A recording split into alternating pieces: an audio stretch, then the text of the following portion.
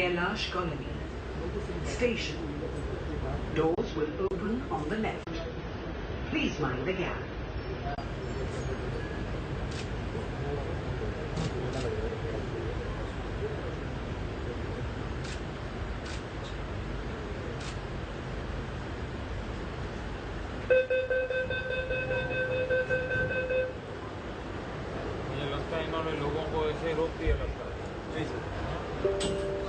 कृपया दरवाजों से हटकर खड़े हों। Please stand clear of the doors.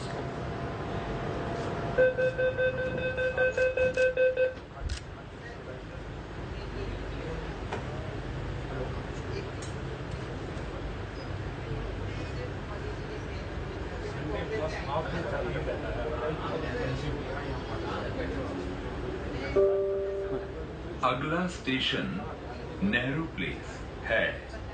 यात्रियों से अनुरोध है कि वो मेट्रो ट्रेन के दरवाजे बंद होते समय अवरोध उत्पन्न न करें। ऐसा करना दंडनीय अपराध है। Next station is Nehru Place. Passengers are requested not to obstruct the closing of doors. Doing this is a punishable offence. यदि कोई यात्री निर्धारित स्टेशन जिसके लिए उनका टोकन मान्य है से आगे यात्रा करते हैं तो दंड के भागी होंगे। Passengers travelling beyond the destination for which their token is valid shall be liable for fine.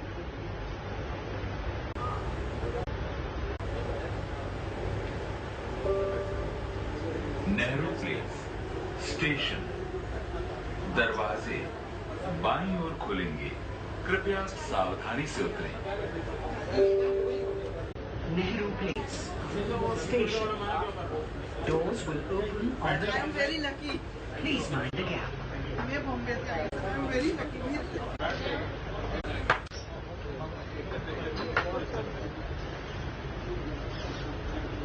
पूरा परिवार है। मेरे हस्बैंड उधर रहेगा सर। खाना खाती हो? कृपया दरवाजों से हटकर खड़े हों। Please stand clear of the doors. रहने वाले यहीं के हैं। नहीं बॉम्बे। यहाँ गाँव में मेरी बेटी है। बेटी की अभी नहीं हुई है मार्च। आइए, कहाँ पे हो? कहाँ से बना देंगे?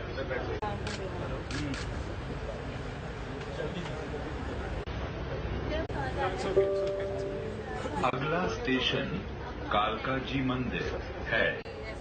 कृपया दरवाजों से हटकर खड़े हों। यात्रियों से निवेदन है।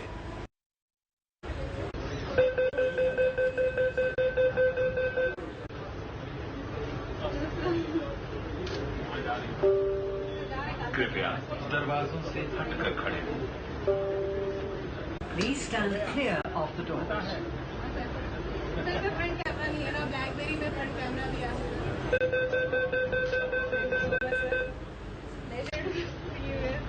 क्या पढ़ती हो? सर अभी तो आई है प्लेस में। कहाँ पर? यही कहाँ से हो? पढ़ाई के लिए आई है? अगला स्टेशन गोविंदपुरी है। गाड़ी में और स्टेशन पर जेब कतरों से सावधान रहें। Next station is Govindpuri. Beware of pickpockets in the train and station area.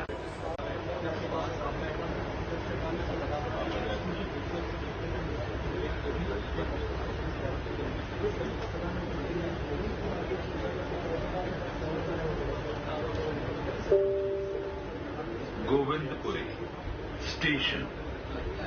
दरवाजे बाईं ओर खुलेंगे। कृपया सावधानी से उतरें। Govindpuri Station. Doors will open on the left. Please mind the gap.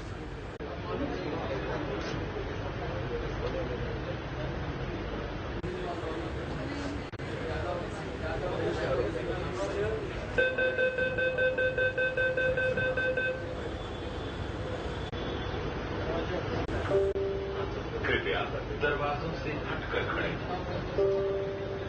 Please stand clear of the doors.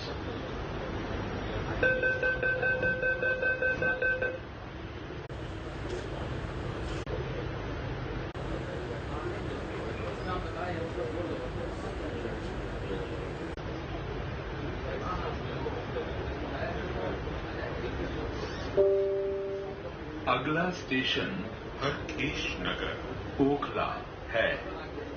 यात्रियों से अनुरोध है कि मेट्रो सुरक्षा कर्मचारियों को सुरक्षा जांच में सहयोग करें। Next station is Harkesh Nagar, Okhla. Passengers are requested to cooperate with metro security staff during security checks.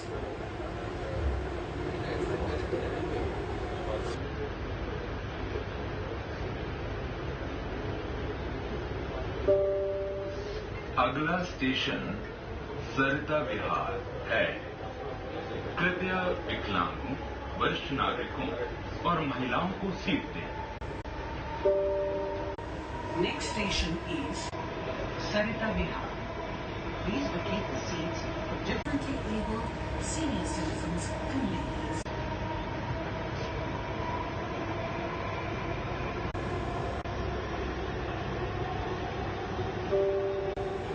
यात्रियों की सुविधा के लिए गाड़ी में लैपटॉप, मोबाइल फोन चार्जिंग के लिए सॉकेट उपलब्ध है।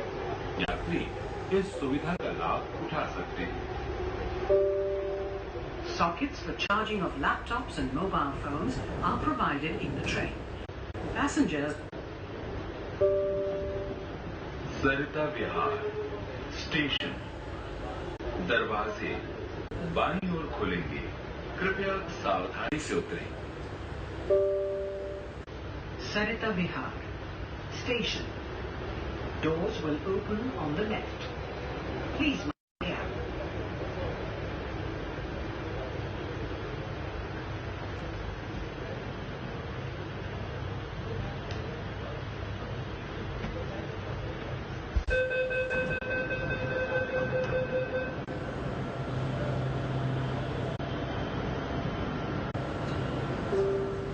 कृपया दरवाजे से हटकर खड़े हों।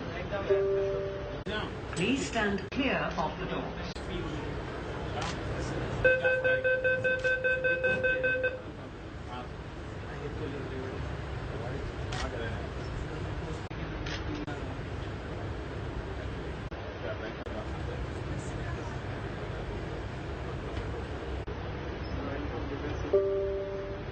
अगला स्टेशन मोहन एस्टेट है। लावारिस सामान को न छूएं। इसकी सूचना पुलिस, सुरक्षा कर्मचारी या मेट्रो कर्मचारियों को दें। Next station is Mohan Estate. Do not touch any unattended article. Inform the police, security staff or metro staff of such articles. Delhi metro में धूम्रपान और खानपान करना वर्जित है। Smoking, eating and drinking is not permitted anywhere on the Delhi Metro.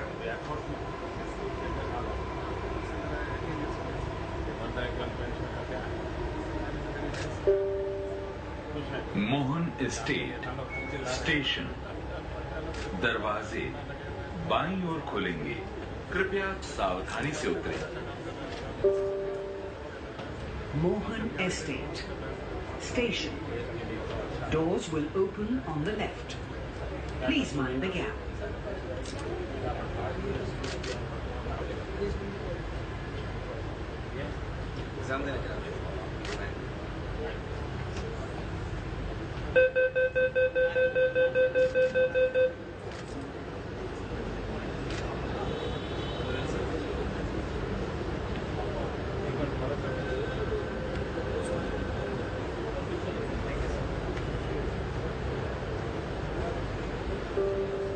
कृपया दरवाजों से हटकर खड़े हों।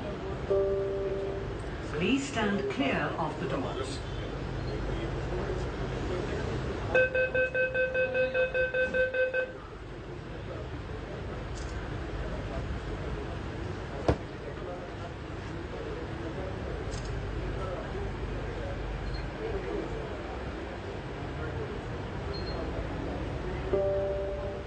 अगला स्टेशन तुगलकाबाद है। कृपया गाड़ी में और स्टेशन पर ना थूकें। गाड़ी और स्टेशन को स्वच्छ रखने के लिए हमें सहयोग दें।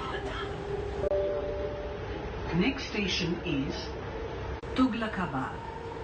Please do not spit inside the train and station area. Help us to keep trains and stations clean. कृपया अपनी यात्रा के पश्चात टोकन वापस जमा करा दें।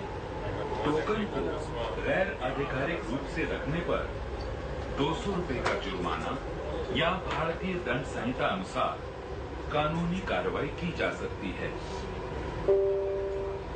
Passengers are requested to deposit the tokens after their journey. Unauthorized possession of tokens is an offence with a fine of 200 rupees or prosecution under the Indian Penal Code.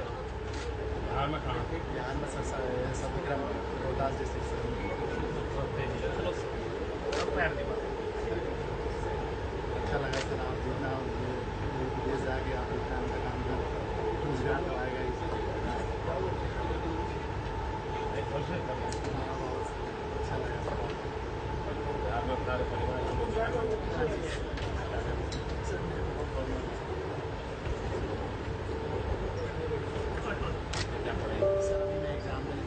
Tughlakabad station दरवाजे बाईं ओर खुलेंगे। कृपया सावधानी से उतरें।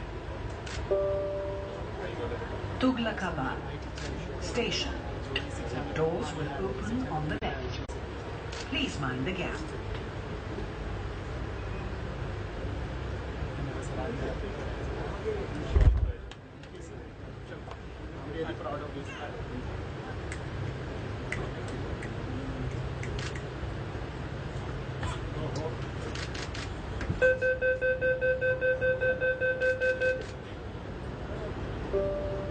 कृपया दरवाजों से हटकर खड़े हों। Please stand clear of the doors.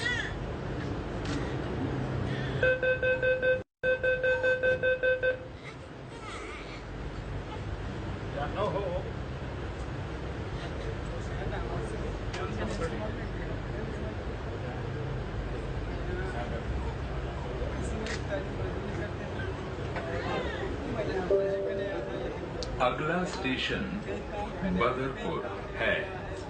लावारिस या संदिग्ध सामान जैसे ब्रीफकेस, बैग, खिलौना, थर्मस और ट्रांजिस्टर बम हो सकते हैं। Next station is Badarpur. Any unattended or suspicious article like a briefcase, bag, toy, thermos and transistor could be a bomb.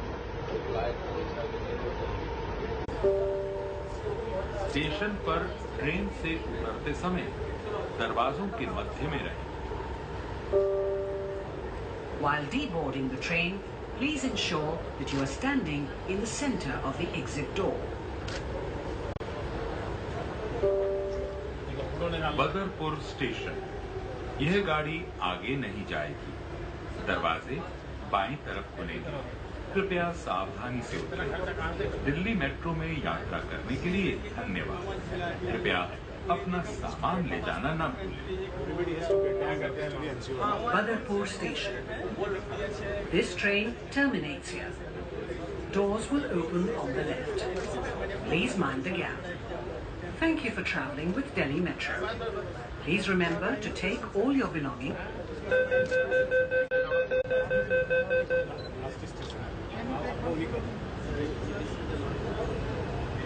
दरवाजा बंद हो जाएगा। स्टेशन आपको करना है, आपको करना है,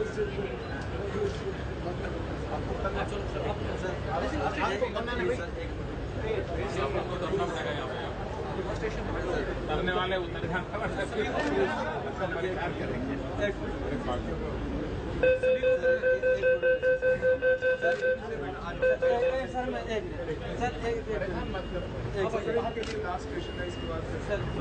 सर सीधा जनपद से यहाँ बाटा चौक पर पहुंची है और किस तरह से यहाँ पर आप देख सकते हैं उनका इंतजार करने के लिए काफ़ी संख्या में मंत्री पहुंचे हुए हैं। इसके अलावा अगर नज़दीक में बात की जाए तो नज़दीक के अंदर ही काफ़ी एक जनसभा का आयोजन किया गया है, काफ़ी बड़ी जनसभा का आयोजन किया गया है और यहाँ पर पहुँच चुके हैं बाटा चौक मेट्रो स्टेशन पर और उनकी अगुवाई करने के लिए खुद हरियाणा के मुख्यमंत्री मनोहर लाल खट्टर मौजूद हैं और उनके साथ में वेंकैया नायडू जो केंद्रीय शहरी विकास मंत्री हैं, चौधरी वीरेंद्र सिंह मौजूद हैं। आप देख सकते हैं किस तरह से एक एक पल पल की खबरें हम आप तक पहुंचा रहे थे और ये तस्वीरें आप सीधे हमारे डीडी न्यूज़ के माध्यम से दर्शकों तक दे सकते हैं कि किस तरह से उनकी अगुवाई करने के लिए काफ़ी लोग यहाँ पर पहुंचे हुए हैं। और अब से यहाँ से निकलने के बाद सीधा बाटा चौक से निकलने के बाद प्रधानमंत्री सीधा यहाँ नज़दीक में 12 सेक्टर में स्पोर्ट्स कॉम्प्लेक्स के अंदर एक जनसभा रखी गई है, वहाँ पर रैली को संबोधित करेंगे, जहाँ पर लोग सुबह से बेसब्री से लोग इंतजार कर रहे हैं प्रधानमंत्री का, क्योंकि प्रधानमंत्री की खासियत है कि वो आम जनमानस से जुड़ते हैं, आम जनमानस से जुड़ते हैं और आम जनमानस की वो बातें करते हैं, क्योंकि जो सीधी सीधी लोगों से जुड़ने वाली बातें हैं वो कहीं ना कहीं वो सीधा लोगों से बातें करते हैं, तो कहीं ना कहीं लोग उनकी बातें सुनना चाहते हैं क्योंकि उनके हर भाषण में कुछ ना कुछ नया होता है। तो आज भी उम्मीद की जा रही है कि प्रधानमंत्री के भाषण में कुछ ना कुछ नया होगा। लोग उनकी बातें सुनने के लिए काफी संख्या में फरीदाबाद में यहाँ पर पहुंचे हुए हैं और काफी लोग उत्साहित हैं क्योंकि प्रधानमंत्री खुद यहाँ पर कॉरिडोर का उद्घाटन करने के लिए पहुंचे हुए हैं। आप लाइव तस्वीरें देख सकते हैं, हमारी पूरी टीम चाहे अरुण शर्मा हो या फिर हमारे सहयोगी सिद्धांत सिब्बल हो, आप तक पल पल की खबरें यहाँ तक दिखा रहे थे। प्रधानमंत्री आप देख सकते हैं किस तरह से यहाँ से बाटा चौक मेट्रो स्टेशन से होते हुए सीधा रैली के लिए प्रस्थान कर रहे हैं, जहाँ नजदीक में 12 सेक्टर के अंदर एक रैली रखी गई है।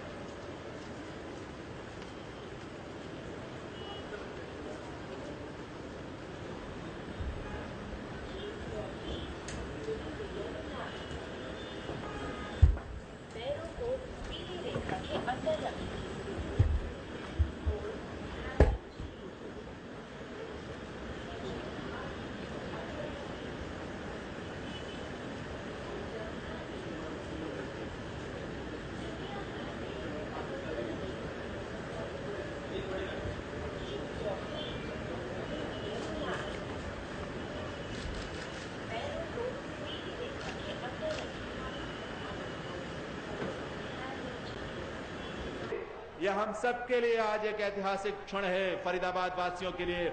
ऑप्शन माननीय प्रधानमंत्री महोदय से हम सबको मिलता है, तो ये अवसर हम सबके लिए बहुत सुखद है।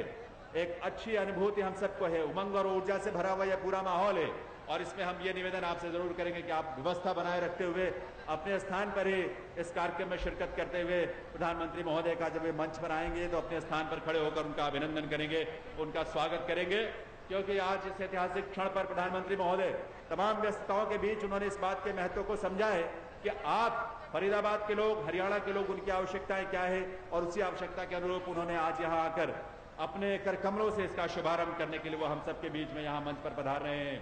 तो आइए एक बार जोरदार तालियों के साथ अपने स्थान पर खड़े होकर अभिनंदन करें प्रधानमंत्री श्री नरेंद्र मोदी जी का उनके यहाँ मंच पर शुभागमन पर। हम सबके लिए बहुत गौरव की बात है, बहुत सौभाग्य की बात है कि आज प्रधानमंत्री महोदय हम सबके बीच में यहाँ पर आ रहे हैं। आप सबकी तरफ से उनका अभिनंदन करतल ध्वनि के साथ।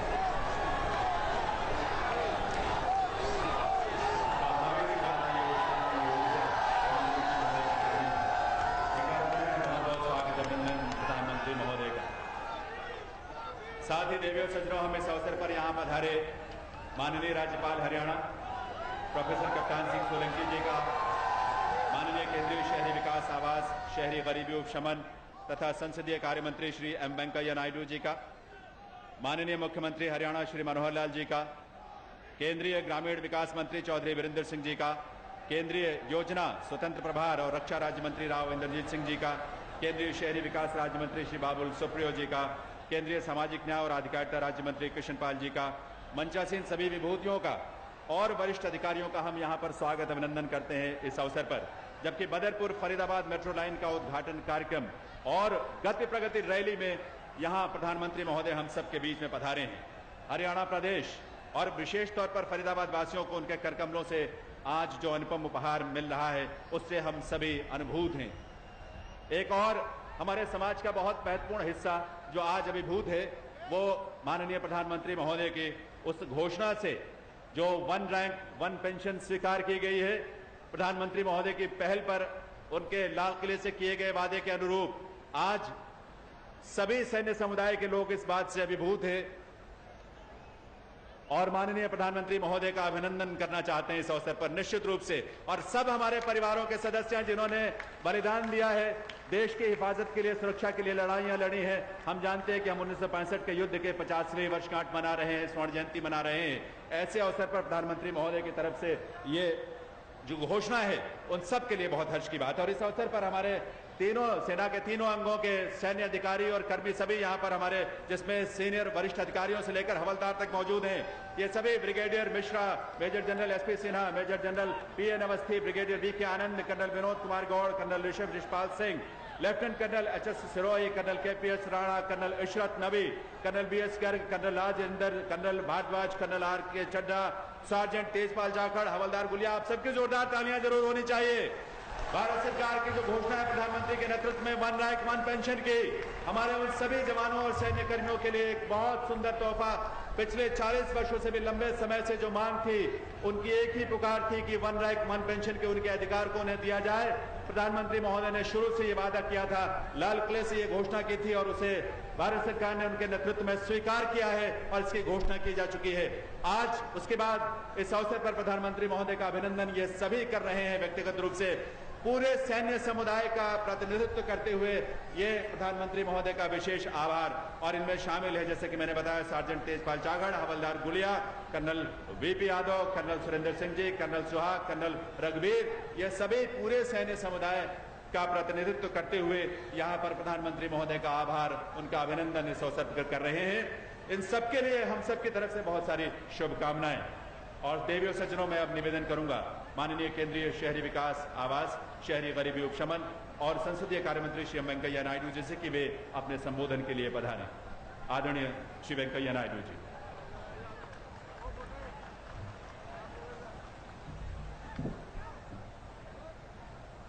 आदरणीय लोकप्रिय प्रधानमंत्री श्री नरेंद्र मोदी जी,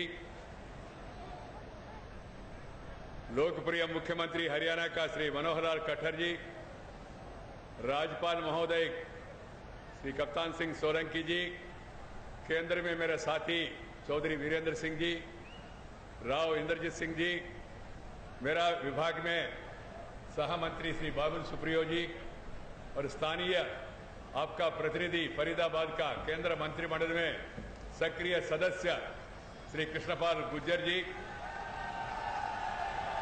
हरियाणा मंत्रिमंडल में सभी सदस्यगण और इस भारी संख्या में आए हुए फरीदाबाद और अन्य इलाका हरियाणा से आए हुए सभी बहनों और भाइयों, मैं सबको सादर नमस्कार करना चाहता हूं और सबको हरियाणा में मेट्रो प्रवेश के संदर्भ में सबको शुभकामना और अभिनंदन देना चाहता हूं। एक ऐतिहासिक घटना है। आज अधिकारी दिल्ली मेट्रो रेलवे कॉरपोरेशन और हरियाणा मेट्रो रेलवे कॉरपोरेशन और मेरे विभाग का सभी अधिकारी भी यहाँ है। ट्रायल रन हो चुका है। आज हमारा प्रधानमंत्री जी का कर कमलों से इसका बद्रपुर से फरीदाबाद तक इसका विस्तार करने का, एक्सपेंशन का काम का आज शुभारंभ होगा और थोड़ी दिनों में इसके बाद यहाँ से वल्लभगढ़ तक जाने के लिए भी मेट्रो काम हम पूरा करेंगे, मैं आप सबको बताना चाहता हूं। मित्रों, हमारा प्रधानमंत्री जब से आए पूरा दुनिया भारत के ओर देख रहे। प्रधानमंत्री जी के कारण से पूरा दुनिया में भारत का पहचान और भारत का प्रतिष्ठा बढ़ गया। मैं अभी सुन रहे थे, यहाँ आए तो स्वाभाविक रूप में लोग कह रहे मोदी मोदी मोदी। ये केवल हरियाणा में, फरीदाबाद में, करनाल में नहीं तो गुड़गांव में नहीं, पूरा दुनिया में, अमेरिका में, ऑस्ट्रेलिया में, कनाडा में, चाइना में, जर्मनी में, जापान में, जहां भी जाए लोग कह रहे मोदी मोदी मोदी मोदी मोदी मोदी। क्यों क्यों? कारण क्या है? मोदी जी के पीछे भारत को पूरा दुनिया में जो रह रहे लोग, वो सब लोग सराहना कर रहे। एक नया उत्साह, नया उमंग भारत में पैदा हुआ है। प्रगति शीघ्र गति आगे बढ़ेगा ऐसा लोगों में विश्वास है, इसलिए लोगों ने हमको मैंडेट दिया है। मित्रों, मेट्रो एक्सपेंशन का जो काम है, इसके पहले मैं 2 शब्द कहूंगा। जो पुराना बात बहुत सालों से जो पेंडिंग है, वो सभी समस्याओं का एक ऐतिहासिक निर्णय करना प्रधानमंत्री एक के बाद एक करते रहा। नंबर 1, आप लोगों ने भी देखा होगा, नेशनल जुडिशियल अपॉइंटमेंट कमीशन। 25 साल से हम चर्चा कर रहे थे, समाधान नहीं हो पाया, मगर मोदी जी प्रधानमंत्री बने, पहली राउंड में ही नेशनल जुडिशियल अपॉइंटमेंट कमीशन का निर्णय पार्लियामेंट ने किया है। दूसरा निर्णय आपने भी देखा होगा, बांग्लादेश और भारत के बीच में वहां का बॉर्डर जमीन बदलाने का संबंध में 1974 में इंदिरा जी और मुजीब जी का बीच में उस समय एग्रीमेंट हुआ। 74 में, 74 से अभी 2015 तक 30 साल हो गया। 30 साल के बाद श्री नरेंद्र मोदी प्रधानमंत्री बने, सबसे सलाह मशवरा करके इंडो बांग्लादेश बॉर्डर का भी पार्लियामेंट में सर्वसम्मति से पारित करवाया हमारा प्रधानमंत्री नरेंद्र मोदी जी ने। कल आप लोगों ने देखा, 40 साल से लोग चर्चा कर रहे, देश का सुरक्षा करने वाले हमारा भाई अपना परिवार को छोड़ के जो सीमा में काम कर रहे, ऐसी महानुभावों का, लोगों का, उनका मांग था 1 रैंक 1 पेंशन होना चाहिए। पुराना सरकारों के जमाने में इसके बारे में चर्चा होते रहा और जाते जाते कांग्रेस पार्टी ने कहा 500 करोड़ देंगे। 500 से क्या होगा, कुछ होने वाला नहीं है। और उसके बाद स्टैंडिंग कमेटी का रिपोर्ट आया, 2500 करोड़ होगा खर्चा मैक्सिमम। मगर जब विषय सामने आया, प्रधानमंत्री ने गहराई से इसको अध्ययन करने के लिए वित्त मंत्री को और रक्षा मंत्री को, आपका इंद्रजीत सिंह को सबको कहा है। उसके बाद अध्ययन होने के बाद ये मालूम पड़ा 8,000 से 10,000 करोड़ खर्चा होने वाले हैं। फिर भी प्रधानमंत्री ने देश के हित में, फौज के हित में और पूर्व सैनिकों के हित में ये ऐतिहासिक निर्णय श्री नरेंद्र मोदी जी ने कल निर्णय करवाया और घोषित हो गया। देश में लोग सब इसको स्वीकार कर रहे हैं। और ऐसी मित्रों, हर एक स्तर पर भारत को विकसित देश बनाने के लिए पूरा प्रयास चल रहे हैं। देश में बैंक अकाउंट 50% लोग के पास नहीं था। प्रधानमंत्री ने इनिशिएटिव लेके जन धन योजना, हर एक व्यक्ति के लिए बैंक में खाता होना चाहिए, ये प्रधानमंत्री का आदेश। 5 महीने में 17 करोड़ बैंक अकाउंट पूरा देशवासियों ने, हरियाणा सहित सबने ये करके दिखाया। और उसके बाद सोशल सिक्योरिटी स्कीम इंडिया में है नहीं, सोशल वेलफेयर है, इंडिया में सोशल सिक्योरिटी नहीं है। मगर प्रधानमंत्री ने जन सुरक्षा बीमा योजना, जनश्री बीमा योजना, अटल पेंशन योजना, मुद्रा बैंक योजना, ये सभी सामाजिक कमजोर वर्गों के लिए मदद करने के लिए, गरीब लोगों के उत्थान के लिए प्रधानमंत्री नरेंद्र मोदी ने ऐसा ऐतिहासिक निर्णय लिया है। ऐसा बहुत कुछ सरकार कर रहे। मैं चाहता हूं हम सब लोग साथ देते रहे नरेंद्र मोदी जी को, और देश का विकास के रास्ते पर और तेजी से आगे ले जाने के लिए जो समय आपने दिया, वो समय में वो काम पूरा करके दिखाएंगे। ये कैपेसिटी मोदी जी में है। मोदी माने, लोग कहते मोदी माने maker of developed India, MODI, that is Narendra Modi. That is the slogan of the people of India. Because people like him for his dynamism, discipline, dedication, character, caliber, capacity, conduct, discipline, dynamism, and devotion, all in one. That is Narendra Modi. That is the feeling of the mass of the country. मित्रों, आप लोग देख रहे हैं जिस आज के संदर्भ में ये metro, Delhi metro rail corporation बढ़िया काम कर रहे हैं। आज का युग में मेट्रो एक फ्लेवर ऑफ द सीजन है।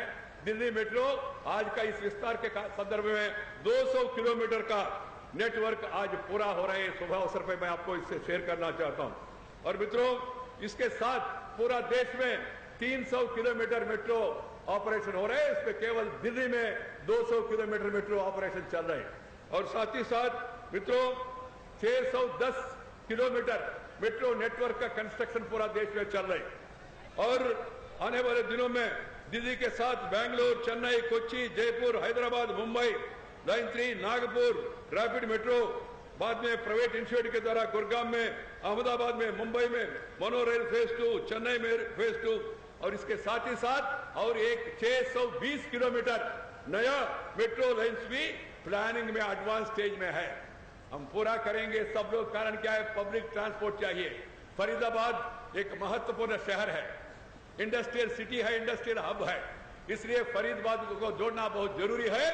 अंदाजा है जो दिल्ली से फरीदाबाद जोड़ने के कारण हर एक दिन 2 लाख पैसेंजर्स का संख्या बढ़ेगा। फरीदाबाद का विकास और तेजी से होगा और साथ ही साथ आसपास में जो इलाका है उस इलाका का भी ऑलरेडी फरीदाबाद स्मार्ट सिटी है, स्मार्ट सिटी का घोषणा किया है।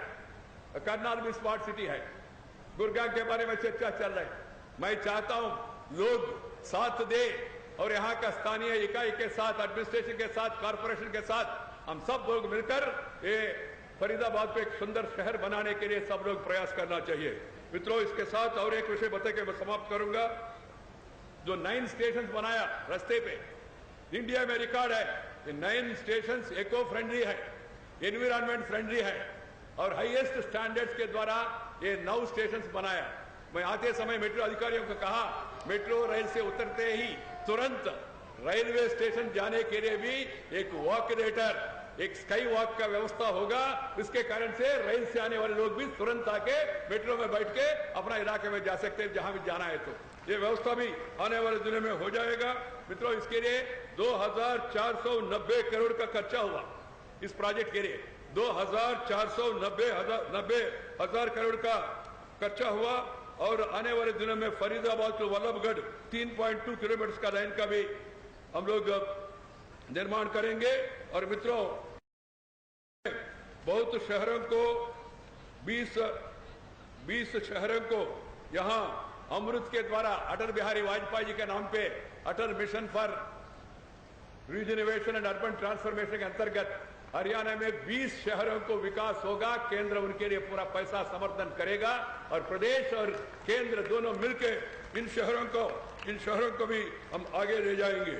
मित्रों, इसके साथ ही साथ मित्रों, प्रधानमंत्री आवास योजना प्रधानमंत्री ने तय किया 2022 तक हर एक नागरिक को, हर एक परिवार को पक्का मकान होना चाहिए। प्रधानमंत्री का उन्होंने एक लक्ष्य दिया हमारा मंत्रालय को।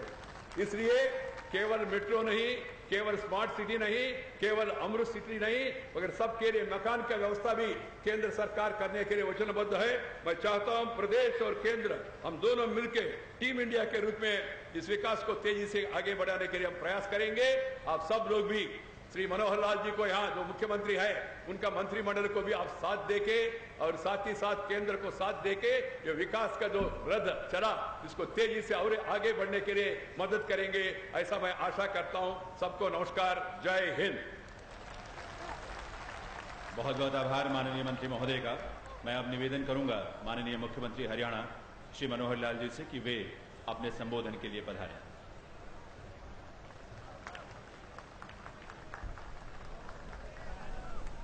परम आदरणीय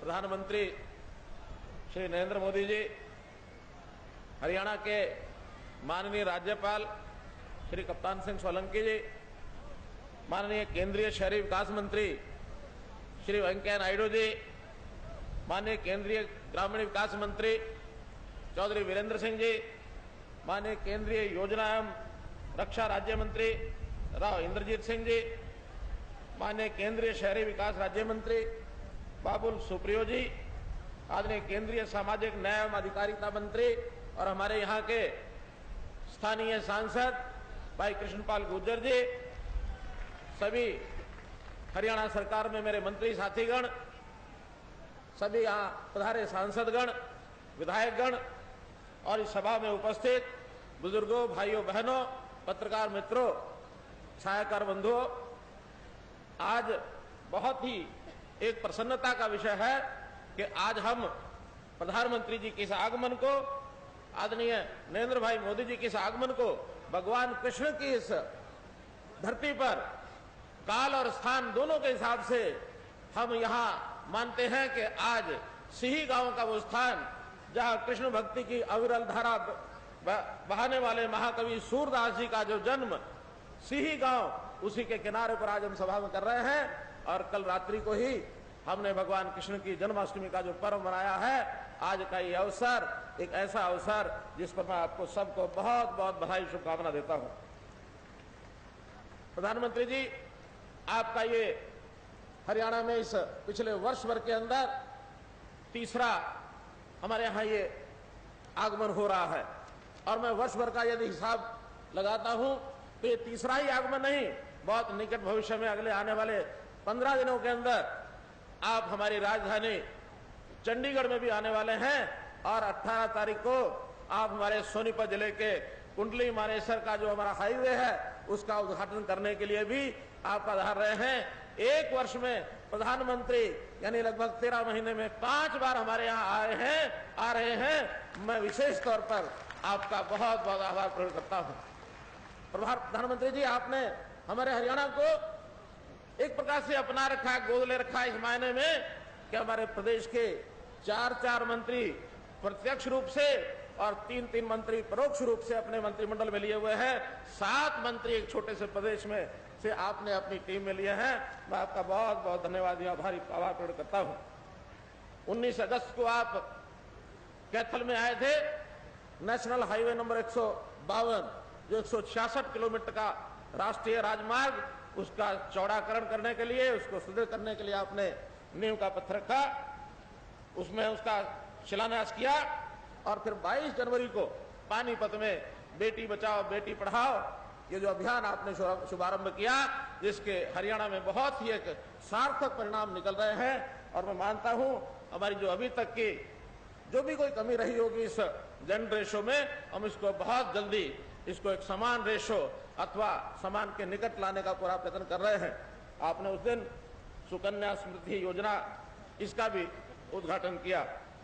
और आज बदरपुर से मुजफ्फर की ये जो मेट्रो रेल लाइन है इसका आपने अभी उद्घाटन करेंगे। और हमारे यहाँ फरीदाबाद के लगभग 2 लाख यात्री दैनिक यहाँ से राजधानी को आने जाने का अपना लाभ ले सकेंगे। आज मैं अपने प्रदेश की 2.5 करोड़ जनता, अपनी प्रदेश सरकार और अपनी ओर से आपका हार्दिक अभिनंदन करता हूँ। माननीय प्रधानमंत्री जी, फरीदाबाद नगर ये 1607 में संत बाबा फरीद ने बसाया था। और उसके बाद यहाँ एक देश की आजादी के बाद न्यू एक इंडस्ट्रियल टाउनशिप इसको बनाया गया। पार्टीशन के बाद बहुत से लोग यहाँ आकर के उन्होंने अपना सहारा लिया। और ये दशकों से जो पिछली सरकार की नीतियां थी, जो इंडस्ट्रियल एरिया स्थापित हुआ था, जितनी प्रगति यहाँ होनी चाहिए थी वो नहीं हुई है। लेकिन मैं मानता हूं आज आपके आने के बाद, और आप एक ऐसे प्रधानमंत्री हमारे प्रदेश को जो एक साल में 5-5 बार दौरा कर रहे हैं, आपकी जानकारी के लिए फरीदाबाद जैसे शहर में जो दिल्ली से मात्र 1 घंटे के स्थान पर है, बड़ा औद्योगिक नगर रहा है। इससे पहले कोई प्रधानमंत्री यहाँ सन 1992 में आए थे। 23 साल बाद आज आप आए हैं। आप सारे दुनिया में भ्रमण कर रहे हैं, आप पूरे देश में भ्रमण कर रहे हैं। और हरियाणा के इन दौरों का लगातार आपका आना है। मैं मानता हूं कि हमारे प्रदेश के लिए इन सब आगमनों का, इन जितनी बार भी आप हमें आएंगे, हमारे लिए लाभदायक होगा। हमें अपने फरीदाबाद स्मार्ट सिटी इस नाते से दिया है, तो स्मार्ट सिटी बनने के बाद निश्चित रूप से फरीदाबाद का विकास जो अभी तक रुका हुआ था वो निश्चित रूप से आगे बढ़ेगा, होगा। प्रधानमंत्री जी, हमारे यहाँ फरीदाबाद से और गुड़गांव 2 बड़े शहर हैं। इन दोनों बड़े शहरों में भी जैसे ही महरौली से बदरपुर की लाइन बनेगी तो इसका सीधा संपर्क भी बनेगा।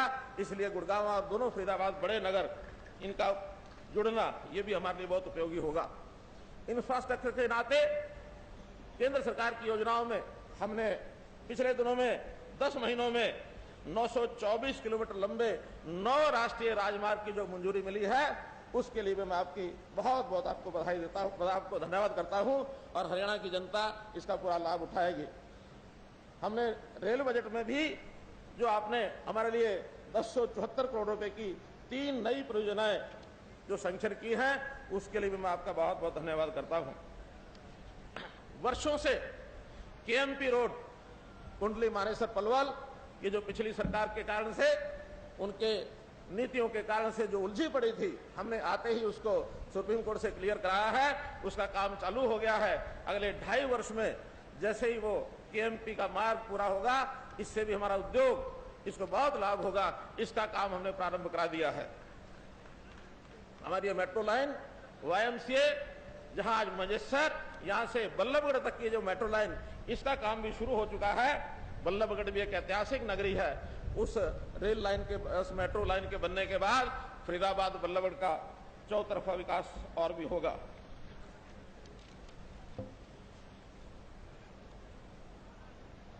दिल्ली मेट्रो को गुड़गांव में हुडा सिटी सेंटर से सोना रोड तक का विस्तार, और इसी प्रकार बहादुरगढ़ तक का विस्तार, कुंडली तक का विस्तार, ये अगली परियोजनाएं हैं मेट्रो की जो हरियाणा में आगे बढ़ रही हैं। इन सब परियोजनाओं से हरियाणा में उद्योग और निवेश, इसका वातावरण अच्छा बना है।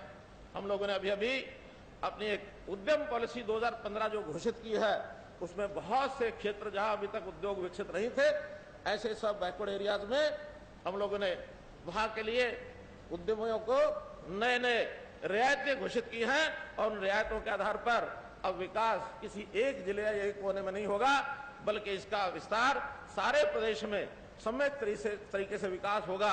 ऐसा हमने अपनी योजना बनाई है। इस उद्यम नीति को घोषित करने के बाद हम लोगों ने अपना एक सरकारी प्रतिनिधिमंडल ये लेकर मैं स्वयं, हमारे उद्योग मंत्री कनाडा, अमेरिका, ये 8 दिन का टूर करके आए हैं। और इस 8 दिनों में वहां के निवेशकों ने, वहां के उद्यमियों ने बहुत रुचि दिखाई है। आपके ओजस्वी नेतृत्व के कारण से भारत का स्थान उन दोनों देशों में हमने महसूस किया कि बहुत ही एक आर्थिक भविष्य को लेकर के वहां एक बहुत बड़ा लोगों में विश्वसनीयता बढ़ी है। वे आश्वस्त हैं और हम भी आश्वस्त हैं कि वहां के लोग हमारे यहाँ आकर के और निवेश करेंगे। लगभग 10,000 करोड़ का विदेशी निवेश, इस निवेश के बाद हमको 40,000 लोगों को हम रोजगार दे सकेंगे। ऐसी इस नीति के माध्यम से, इस इन्वेस्टमेंट के माध्यम से हम करेंगे। एक जानकारी वो इस रूम में आप सब लोगों को भी बताना चाहूंगा कि हम जनवरी महीने में अपने यहाँ एक इन्वेस्टमेंट समिट करने जा रहे हैं। इस इन्वेस्टमेंट समिट के माध्यम से हम अपने यहाँ 1 लाख करोड़ रुपए का निवेश और 4 लाख लोगों का रोजगार, ये योजना हमारी सरकार की ओर से बनाई जा रही है, जिससे हरियाणा में रोजगार के नाते से हम लोग इस काम को करेंगे। डिजिटल इंडिया को लेकर डिजिटल हरियाणा, इस सेवाओं में भी हम लोग हरियाणा की जनता को सरकार आपके द्वार, इस योजना के अंतर्गत हम नीचे तक उन सेवाओं को ले जा सके, ये सब हम काम कर रहे हैं। मेरा कहने का भाव है, आपके कुशल मार्गदर्शन में हम लोग हरियाणा में समान विकास, गरीब से गरीब तक व्यवस्थाएं, उनका लाभ, केंद्र की योजनाओं का लाभ मिले, प्रदेश की योजनाओं का लाभ मिले, इसकी स्थापना करने का संकल्प, इसको हम अमली जामा पहनाएंगे। इन्हीं शब्दों के साथ मैं प्रधानमंत्री जी का पुनः बहुत बहुत धन्यवाद करता हूं। बहुत बहुत धन्यवाद करता हूं। बहुत बहुत आभार माननीय मुख्यमंत्री महोदय का। और अब मैं निवेदन करूंगा माननीय प्रधानमंत्री महोदय से कि वे अपने कर कमलों से बटन दबाकर शिला पट्टिका का अनावरण करने की कृपा करें। बदरपुर फरीदाबाद मेट्रो लाइन के उद्घाटन का विवरण इसी शिला पट्टिका पर अंकित है। मंच के दाहिनी तरफ ये शिला पट्टिका है, आप सब देख सकते हैं। आपकी बाईं तरफ मंच के बिल्कुल साथ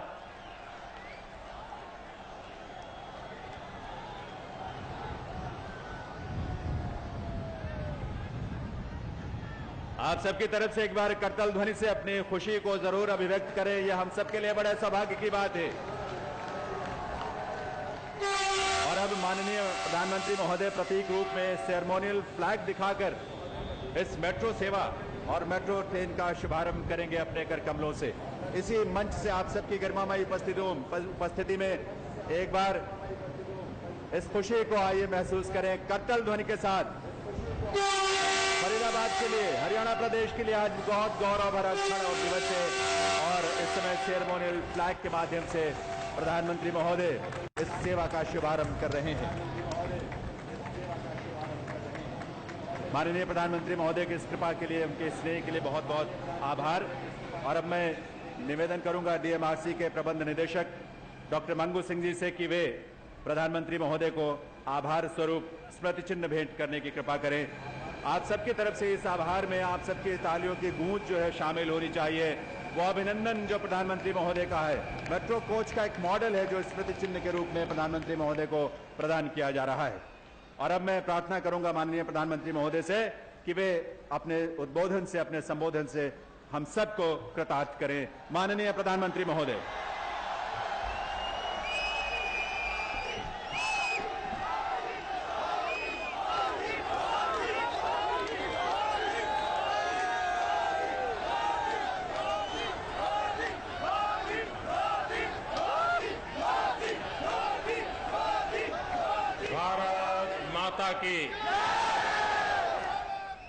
भारत माता की।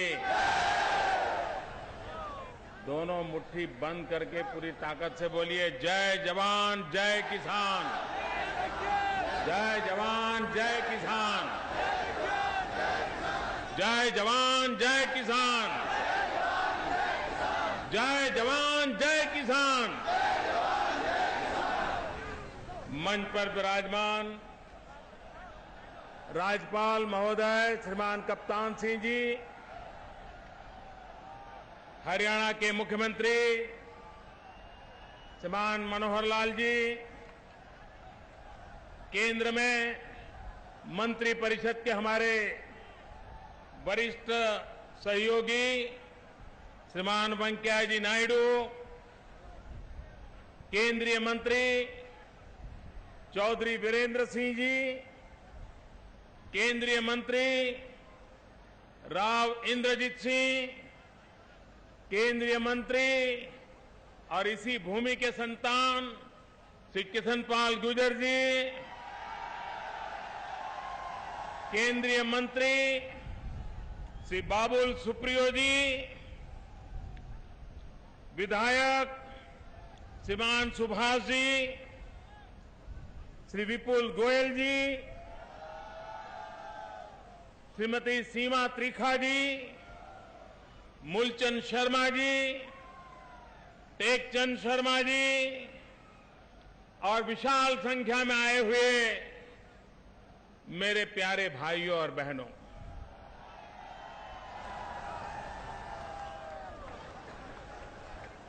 अभी हमारे मुख्यमंत्री जी बता रहे थे कि मोदी जी इतनी बार हरियाणा में आए और 11 तारीख को भी आने वाले हैं, 18 तारीख को भी आने वाले हैं। आप सबको मालूम है हरियाणा मेरा दूसरा घर है।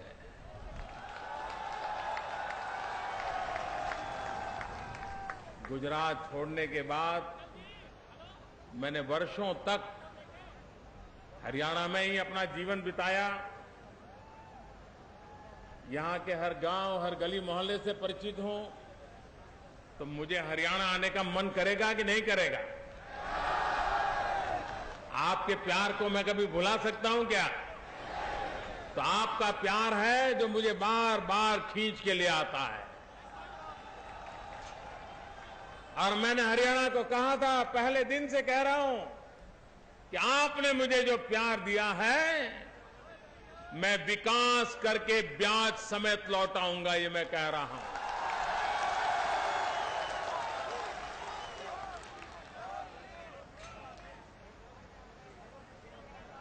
भाइयों बहनों, चुनाव आते हैं जाते हैं, राजनीति अपनी जगह पे चलती रहती है, वो लोकतंत्र का स्वाभाविक हिस्सा है। लेकिन देश सिर्फ राजनीति से नहीं चलता है, देश राष्ट्र नीति से चलता है। देश विवादों से नहीं बढ़ता है, देश संवाद से बढ़ता है। हमारी समस्याओं का समाधान अगर उसका कोई एक उपाय है अगर उसकी कोई एक जड़ी बूटी है तो जड़ी बूटी का नाम विकास है। विकास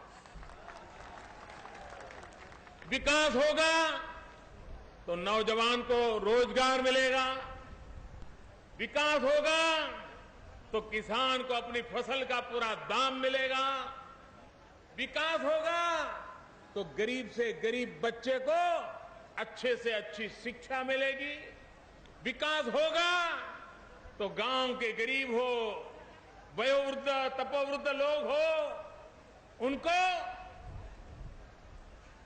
आरोग्य की सुविधाएं उपलब्ध होगी, गरीब को रहने के लिए घर मिलेगा। और इसलिए मेरे भाइयों बहनों, हम एक ही बिंदु पर काम कर रहे हैं।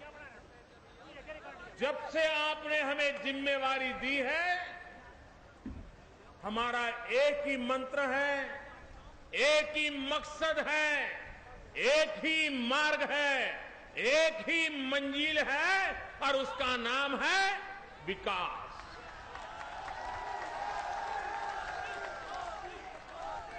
आप मुझे बताइए, आपको विकास चाहिए कि नहीं चाहिए? अच्छे रास्ते चाहिए कि नहीं चाहिए? अच्छे स्कूल चाहिए कि नहीं चाहिए? अच्छे अस्पताल चाहिए कि नहीं चाहिए? इस देश को यही चाहिए और इसलिए ये सरकार इन्हीं बिंदुओं पर अपनी ताकत लगा रही है। अच्छा होता ये काम पिछले 60 साल में पूरे हो गए होते, देश ऊंचाइयों को पार कर लिया होता, लेकिन बहुत सारे काम अधूरे हैं।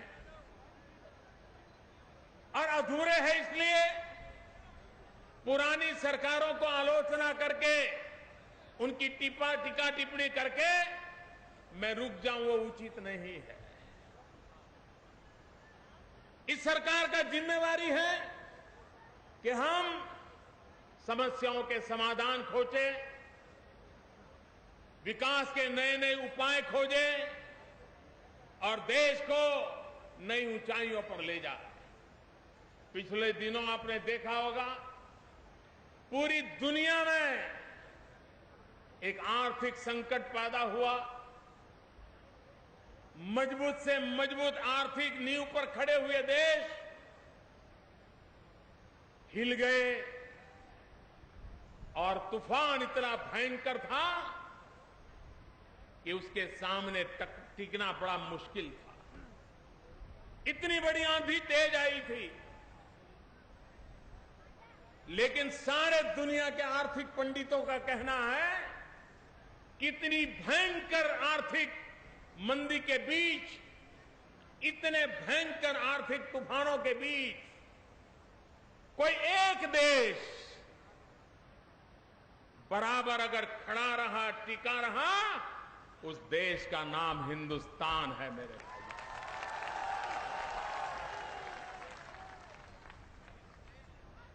और यही बताता है कि पिछले 15 महीनों में सरकार ने जो रास्ता अपनाया है, जिन नीतियों को लागू किया है, आज उसका परिणाम नजर आ रहा है कि इसकी इतनी बड़ी आंधी के बावजूद भी हिंदुस्तान आर्थिक धरातल पर टिका रहा है।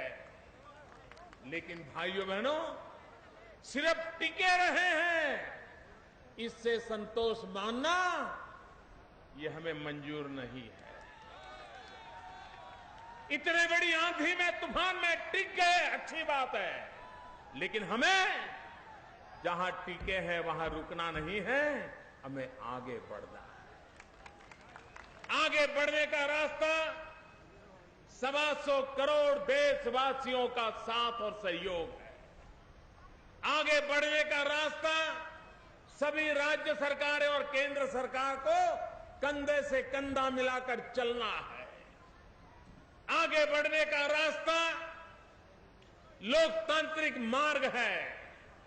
और अगर हमें विकास करना है तो हमें इंफ्रास्ट्रक्चर पर सबसे पहले प्राथमिकता देनी पड़ेगी। रोड हो, रेल हो, सामान्य नागरिक की सुविधा की व्यवस्थाएं हो, ये जब तक हम निर्माण नहीं करेंगे, विकास के फल नीचे तक नहीं पहुंचेंगे। और इसलिए ये सरकार का मकसद है कि 2022 जब हिंदुस्तान आजादी के 75 साल मनाएगा, वो आजादी के 75 साल कैसे हो? क्या हम सपना लेकर के नहीं चल सकते कि आजादी के 75 साल जब मनाएंगे, आजादी के दीवानों को जब अंजलि देंगे, आजादी के लिए शहीद हुए महापुरुषों का पुण्य स्मरण करेंगे, उस समय कम से कम एक काम तो पूरा कर ले। इस देश में कोई गरीब ऐसा न हो जिसको अपना घर न हो।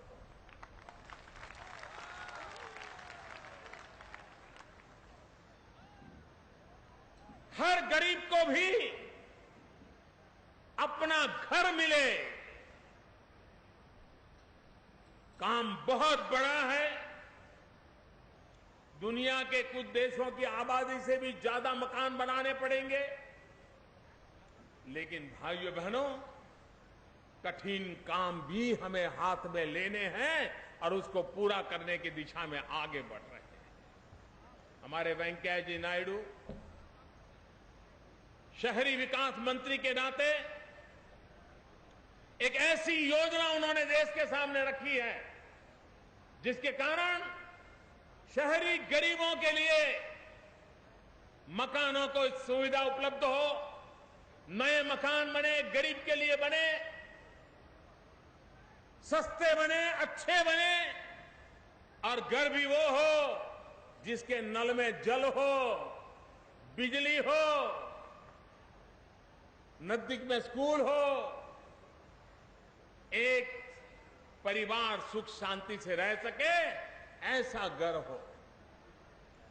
हमारे चौधरी वीरेंद्र सिंह जी लगे हैं ये ग्रामीण विकास मंत्रालय को लेकर के गांव में जो गरीब है उन गरीबों को रहने के लिए अपना घर मिले, योजनाओं को आगे बढ़ा रहे हैं।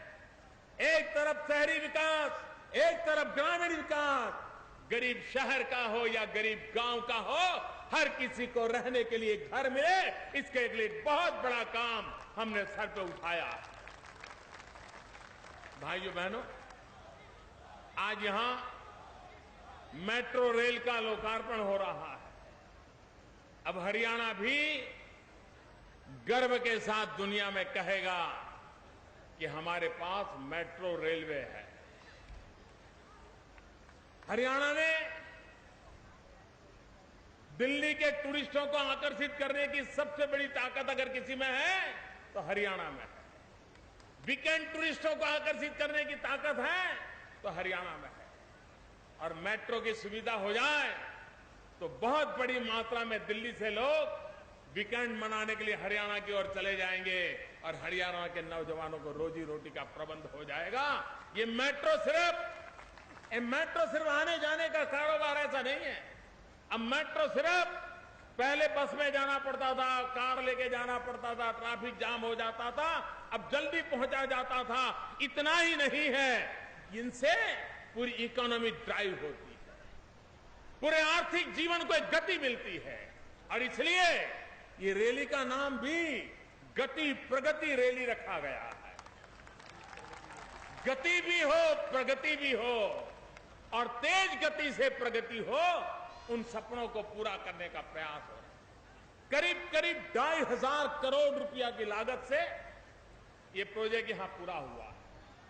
लेकिन मैं आज हरियाणा के मेरे भाइयों बहनों को एक और नजराना भी देना चाहता हूं।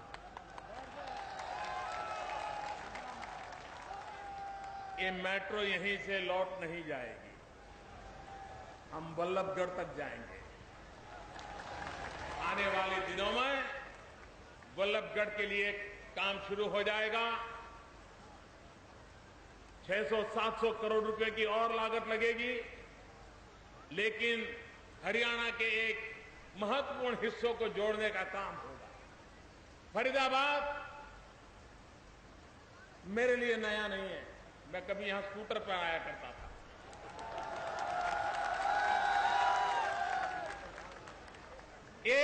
मैंने फरीदाबाद को पनपते हुए देखा है।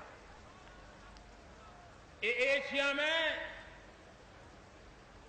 9वें नंबर पर सबसे बड़ा इंडस्ट्रियल एस्टेट वाला ये फरीदाबाद शहर है। अब फरीदाबाद एक लघु हिंदुस्तान बन गया है। हिंदुस्तान का कोई राज्य ऐसा नहीं होगा जिसके लोग फरीदाबाद में रहते न हो। एक प्रकार का लघु भारत बन गया। इस फरीदाबाद का विकास भी वैसा ही होना चाहिए। ये मेट्रो ट्रेन के आरंभ से वो एक नया विकास का मार्ग भी खुल जाता है। और मैं श्रीमान वेंकैया जी को एक बात के लिए बधाई देना चाहता हूं। उनका विभाग इस काम को देखता है, सारे दुनिया को एक संदेश दे रहे हैं कि ये मेट्रो का जो लाइन है एनवायरमेंट फ्रेंडली है। यहां के स्टेशनों पर सोलार पैनल लगे हुए हैं और करीब करीब 2 मेगावाट बिजली सूर्य शक्ति से पैदा करते हैं और सारी व्यवस्था में उसी बिजली का उपयोग किया जाता है। मेट्रो का एक ट्रैक सोलार पैनलों से भरा हुआ हो, ये दुनिया के लिए भी एक आकर्षण का कारण है। आने वाले दिनों में ग्रीन रेलवे स्टेशन कैसे बने, एनवायरमेंट फ्रेंडली रेलवे स्टेशन कैसे बने, उस दिशा में भी मेट्रो की तरफ से एक सफलतापूर्वक अभियान चलाया जा रहा है। और आज जब पूरी विश्व ग्लोबल वार्मिंग के लिए चिंतित है, क्लाइमेट चेंज के कारण चिंतित है, हमारी एक छोटी सी इकाई मेट्रो वे भी दुनिया की मदद करने के लिए ग्रीन मूवमेंट में अपना सहयोग दे रही है। और इसलिए वेंकैया जी को और उनकी पूरी टीम को मैं हृदय से बहुत बहुत अभिनंदन करता हूं और उनका साधुवाद करता हूं। भाइयों बहनों, ये हरियाणा की धरती ऐसी है। कल हमने श्री कृष्ण का जन्मोत्सव मनाया और जब श्री कृष्ण को याद करते हैं तो सिर्फ द्वारिका की नगरी याद नहीं आती है, कुरुक्षेत्र भी तुरंत याद आता है। पूरा हरियाणा एक प्रकार से इन महापुरुषों की छाया में पला बड़ा हुआ है, सांस्कृतिक विरासत का धनी है। यहीं से पास में गांव सिही सूरदास जी की जन्मभूमि, यही तो हमारी विशेषता है, ये हमारी ताकत है। और उसी से महापुरुषों के आशीर्वाद लेकर के हम हरियाणा को नई ऊंचाइयों पर ले जाने के लिए प्रयास कर रहे हैं। मैं हरियाणा सरकार का अभिनंदन करता हूं, श्रीमान मनोहर लाल जी का विशेष रूप से और उनकी पूरी टीम का अभिनंदन करता हूं कि जिस हरियाणा को बेटियों की भ्रूण हत्या के लिए पहचाना जाता था, वो हरियाणा आज बेटी बचाने के लिए पहचाने जाने लगा है। ये छोटा सा निर्णय परिवर्तन नहीं है, ये छोटा सा मूवमेंट नहीं है। कितना कठिन काम होता है मुझे अंदाज है, लेकिन हरियाणा के राज्य सरकार ने, यहां के राजनीतिक नेताओं ने एक महत्वपूर्ण कदम उठाया है और बेटी बचाने का जो अभियान चलाया है, और पूरे हिंदुस्तान का बेटी बचाने का अभियान का प्रारंभ भी इसी हरियाणा की धरती से हुआ। मैं जानता हूं मनोहर लाल जी हमारे बड़े परिश्रमी नेता हैं, मेहनत करने में शायद कोई उनका मुकाबला नहीं कर सकता। मैंने सालों तक उनके साथ काम किया और वे हरियाणा को नई ऊंचाइयों पर ले जाने में सफल होंगे। हरियाणा की आशा आकांक्षाओं को वो पूरा करेंगे, ये मुझे विश्वास है। आने वाले दिनों में हमारे देश में हम हमारे शहरों का रंग रूप बदलना चाहते हैं, चेहरा बदलना चाहते हैं, उसके फेफड़ों को नई ताकत देना चाहते हैं। आज हमारे शहरों के फेफड़े भी बीमार हो गए। ग्रीनरी नहीं बची है, अपनी मर्जी से वो बढ़ता गया है। वेंकैया जी के नेतृत्व में जो स्मार्ट सिटी का अभियान चला है, उस स्मार्ट सिटी में फरीदाबाद का भी नाम है। लेकिन कुछ लोगों को लगता होगा कि अब सरकार ने स्मार्ट सिटी कह दिया तो स्मार्ट सिटी बन गया। भाइयों बहनों, आपको पता होना चाहिए और मैं चाहता हूं कि इस बात की घर घर चर्चा होनी चाहिए, हर बार चर्चा होनी चाहिए कि ये अभी तो फरीदाबाद की एंट्री हुई है कंपटीशन के अंदर। पहली मैच उसने जीत लिया है, पहली मैच जीत करके उसने एंट्री पा ली है। लेकिन आगे बढ़ने के लिए यहां के सभी नागरिकों ने तय करना पड़ेगा कि हमें फरीदाबाद को स्मार्ट सिटी बनाना है। कानून में ये परिवर्तन करना पड़ेगा तो करना है, हमें ये डिसिप्लिन लानी है तो लानी है, हमें स्वच्छता रखनी है तो रखनी है। ये जब तक हम नहीं करेंगे, ये स्मार्ट सिटी की स्पर्धा आप जीत नहीं पाओगे। उसके कुछ नॉर्म्स है, पैरामीटर है। मैं चाहता हूं एक जागृति का माहौल बने पूरे देश में। ये 100 शहर पूरे हिंदुस्तान में जो पहली मैच जीत करके आए हैं, क्योंकि स्पर्धा से तय हुआ है, पहली स्पर्धा में वो जीत गए हैं। लेकिन आके जैसे जैसे जाओगे स्पर्धा कठिन होती जाने वाली है। लेकिन मुझे विश्वास है कि हरियाणा के दोनों शहर ये स्पर्धा जीतेंगे और देश में स्मार्ट सिटी बनाने का यश हरियाणा प्राप्त करेगा। मैं आपको निमंत्रित करता हूं, मैं आपको चैलेंज भी करता हूं कि इस चैलेंज रूट का स्वीकार कीजिए। सरकार ने जितने पैरामीटर तय किए हैं उन पैरामीटर को गले लगाइए। पूरे फरीदाबाद का एक एक घर, एक एक नागरिक स्मार्ट सिटी बनाने का संकल्प लेना चाहिए, तब जाकर के स्मार्ट सिटी बना पाएंगे। और इसलिए मैं आपको आह्वान करता हूं, भाइयों बहनों, ये हरियाणा की धरती वीरों की धरती है, ये हरियाणा की धरती जवानों की धरती है, ये हरियाणा की धरती देश के लिए मर मिटने वालों की धरती है। प्रधानमंत्री बनने से पहले मेरा पहला कार्यक्रम, जब मेरी पार्टी ने मुझे प्रधानमंत्री के उम्मीदवार के लिए घोषित किया, तो 13 सितंबर को रेवाड़ी में मैं आया था और पहला मेरा कार्यक्रम था पूर्व सैनिकों का बहुत बड़ा जमावड़ा में मैं आया था। और उस समय मैंने 1 रैंक 1 पेंशन की बात कही थी, याद है? कही थी, याद है? ओआरओपी की बात कही थी, याद है? भाइयों बहनों, ये मामला 42 साल से लटका हुआ था, 42 साल से। 4 दशक इतनी सरकारें आके गई, लेकिन इस समस्या का समाधान किसी को हाथ नहीं लगता। लिप सिंपैथी सब सरकारों ने व्यक्त की थी, लेकिन ये मामला अति कठिन है। उसका प्रभाव पता नहीं कहां कहां पड़ सकता है, आने वाले दिनों में क्या क्या संकट आ सकते हैं। लेकिन मेरे देश के जवानों, हमने वादा किया और हम वादा निभा रहे हैं। आपको मालूम है, पहले वाली सरकार के लिए ओआरओपी क्या था? 500 करोड़ रुपए का कार्यक्रम था, 500 करोड़ रुपए का। तो हमें भी लगा अभी 500 है तो चलो 700 हो जाएगा, 800 हो जाएगा, कर लो, क्या है। लेकिन जब हम गिनती करने के लिए बैठे तो हर रोज नई चीज आने लगी, हर रोज नई चीज आने लगी। कोश्यारी कमेटी, जिसका हमारे जवान बार बार उल्लेख करते हैं, उसको हमने देखा। उसने क्या कहा है? उसने तो 300 करोड़ से भी कम कहा। उसने कहा 300 करोड़ से कम रुपया लग जाएगा तो हो जाएगा।